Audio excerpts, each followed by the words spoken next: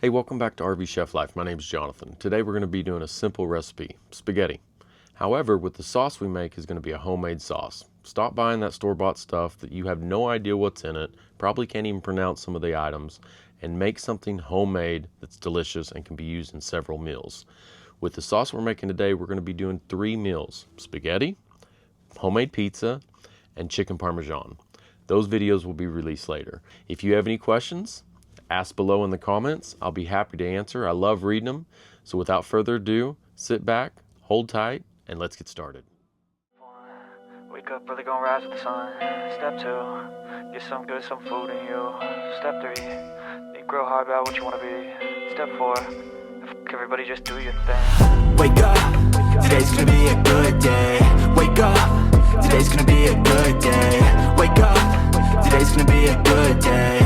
Wake up, today's gonna be a good day. Wake up, today's gonna be a good day.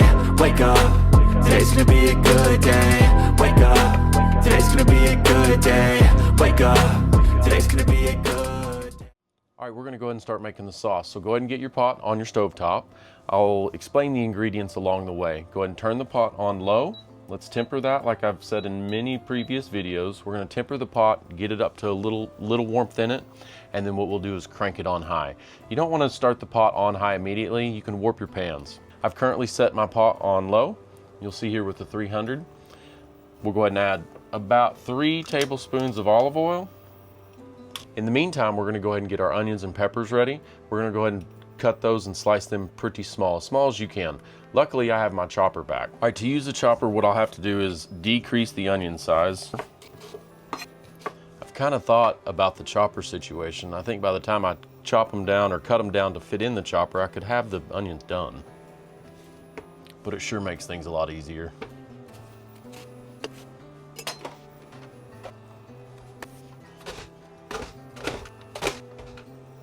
I promise I'm not crying. Those onions are just really stout today. I have these small bell peppers that I'm going to use today. I use these just as a snack. If you don't have these, just use 2 bell peppers.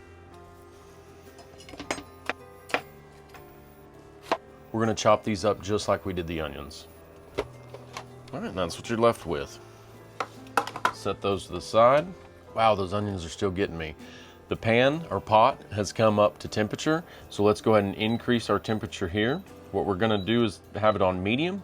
You can see 500 located here on my cooktop. We're going to go ahead and throw in the onions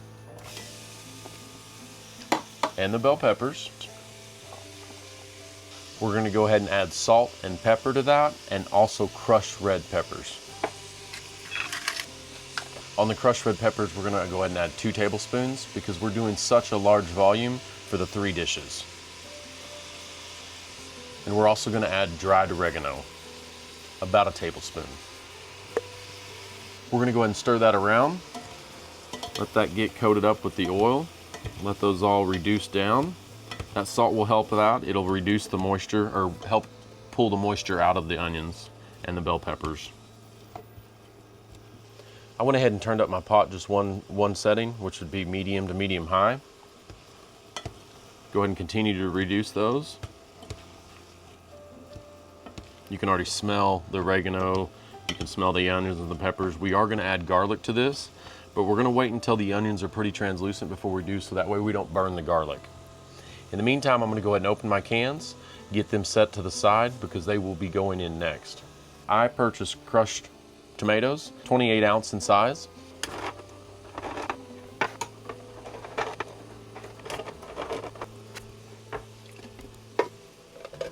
All right, there's a couple tricks I want to show you real quick. Our onions are getting pretty close. They're getting pretty translucent. Turn down the pot 1 setting, but here's a couple of tricks.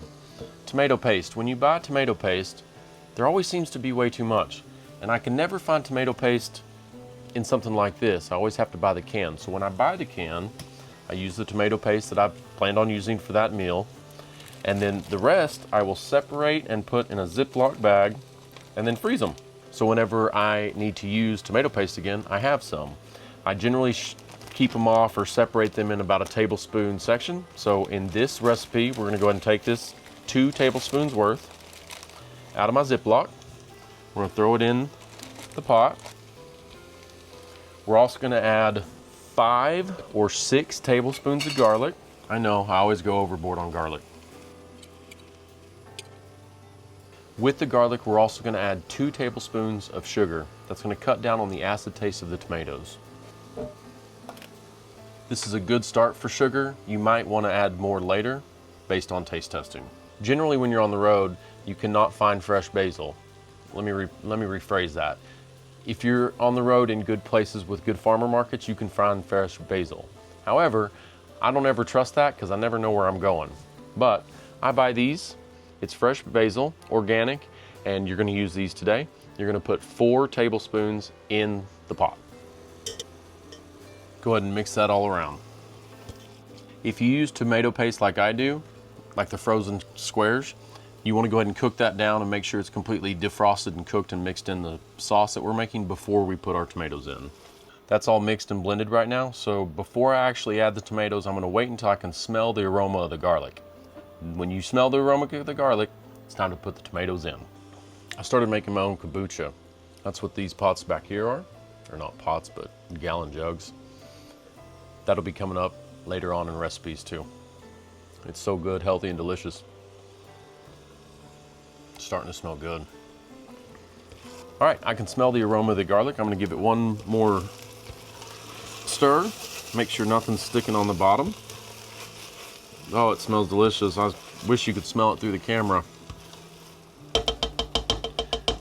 Now I'm gonna go ahead and put the 4 cans of 26-ounce tomatoes in my pot without making a mess.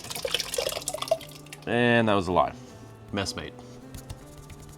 All right, once you get the tomatoes in there, what we're gonna do is reduce the temperature. We're gonna go ahead and stir everything together, get that all mixed up together.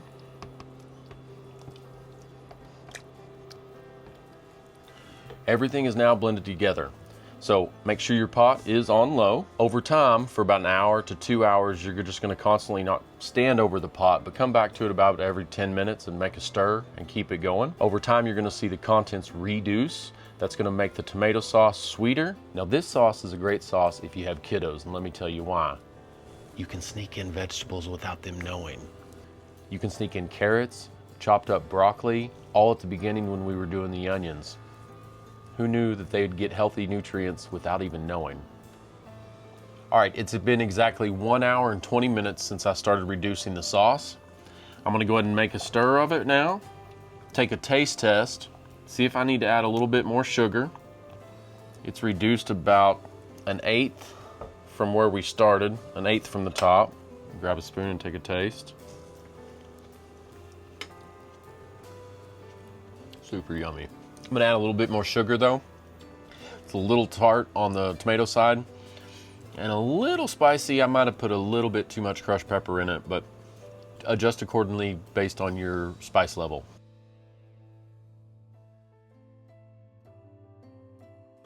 The best thing about this sauce is you can use it in so many different recipes. Just like I talked about at the first of the video, this is gonna be used in 3 different videos I'm gonna do for y'all. One is today, spaghetti. The other is pizza, homemade pizza, dough and everything. And the other is chicken parmesan. All right, that extra sugar we added to it should be blended up by now in the sauce. Let me go for one more taste test. Perfect. Wow. That's gonna be good. Let's go ahead and take that off your stovetop, and we're gonna set that to the side. My motorhome only has 2 burners, so I need all the burners I can get because we're gonna cook our pasta now, and we're also going to take care of the protein portion of this, which is gonna be 2 pounds of Italian sausage and 2 pounds of ground beef. We're gonna cook that all up, but we're also gonna use that for our pizza dish as well. So I'm gonna set that, half of it to the side and then half of it for the spaghetti dish today. Our stovetop is turned off, so what I'm gonna do is go ahead and ladle up some spare sauce that I can put in the refrigerator. If you do a huge batch like this, you can also freeze it. Works great. You can pull it out at any time, defrost it, heat it up, and use it for another spaghetti dish or anything else. Grab my containers.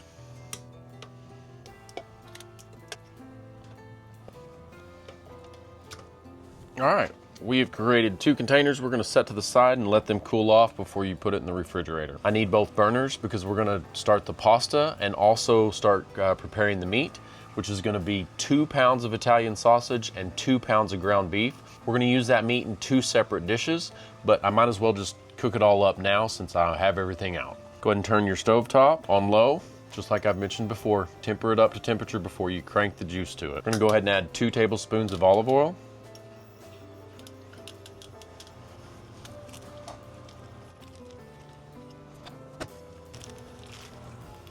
All right, once your pot warms up, let's go ahead and crank it up to medium-high. Swish around that olive oil so we know that it's coated.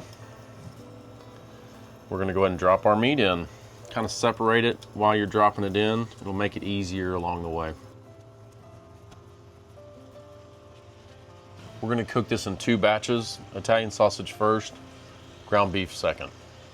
While we're waiting for that sausage to cook, go ahead and get your spaghetti ready. So grab your pot that you're gonna boil the water in, put salt, you want it to taste like the ocean. And then once you start boiling that, go ahead and throw your pasta in and cook based on the package instructions. We will later on be making homemade noodles, but that's for another show and another episode. While you're cooking the sausage, go ahead and add just a pinch of salt and a pinch of pepper.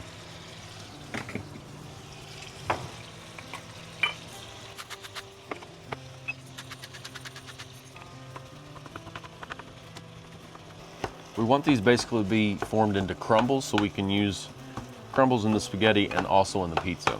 So what I do is I cross hatch. I do 90 degrees, 90 degrees, 45 degrees, 45 degrees. And then go ahead and mix it up. All right, the Italian sausage is almost done. You'll see how I've got it into crumbles. You just continue that cross hatch or 45-degree angle chops because you'll want it pretty loosened up, no big chunks. And you'll notice there's gonna be a lot of liquid in the bottom of this pan. We're gonna fix that, get rid of some of that fat. And the way that you're gonna do that is we're gonna transfer all of our meat into a bowl. But the first thing we're gonna do is line that with paper towels. The paper towels will soak up all the grease and not go down your RV drain or your drain at your house. It's something that you don't wanna do in either spot. All right. Give it one more good stir. Good chop. What we'll do is transfer it to the bowl. Sit there and let that mingle for a little bit. We'll get all the grease drained out and in the paper towels. Set that to the side. Go ahead and put your pot back down on your stovetop. We'll go back to high since we didn't lose much temperature, and we will put our ground beef in. Again, just like before, separate it while you're putting it in there. It'll be easier in the long run. And just like before, we're gonna add just a little bit of salt, a little bit of pepper. You'll see the water's taking a little bit to boil, but since I have the induction cooktop, I can only turn so much wattage going to it or I'll pop the inverter in the motorhome.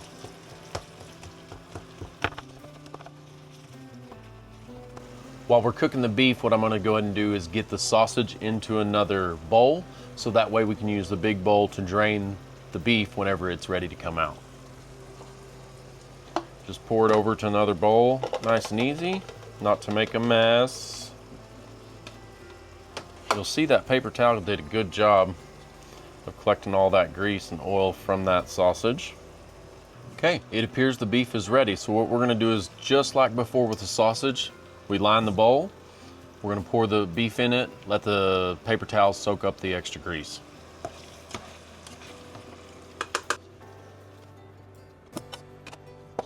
We'll set that to the side. Now I'm gonna crank up the water. In the water, I'm just gonna add a little bit of olive oil and we're gonna salt it.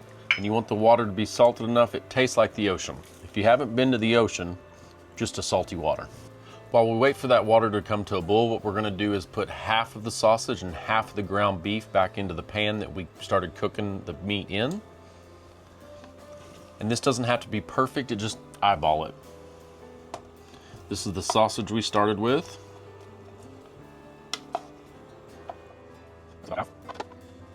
And we're gonna do half the beef. Go ahead and mix that around. Okay, now that we've done the 50-50 blend of sausage and beef back into the pot that we originally cooked the meat in, we're gonna ladle in some tomato sauce. You're just gonna basically coat it and cover all the meat. Go ahead and mix that up. You're eyeballing this, we might add more sauce. And I can already tell you by looking at it, we're gonna need some more sauce. I first ladled 4 in there, 4 ladles worth. Now I'm gonna add just 2 more.